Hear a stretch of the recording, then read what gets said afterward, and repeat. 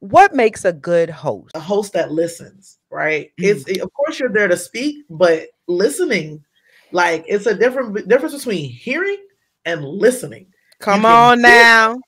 Come something, on. but Uh-oh, look at listening me. is key because Uh-oh. listening is that's what I call it.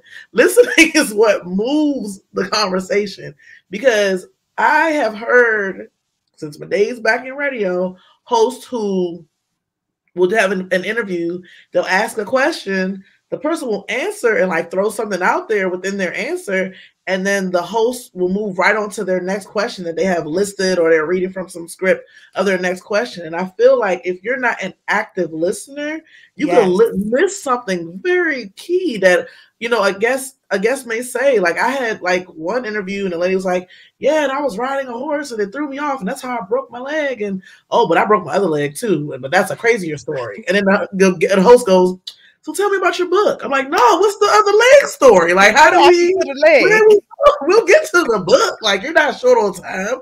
What's going on here? Like, Right. really being an active listener to the point that it helps to move the interview.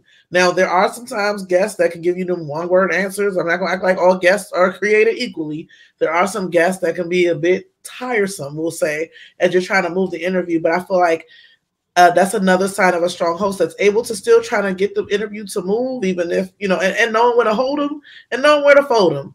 If And you're bored in the interview, we're bored.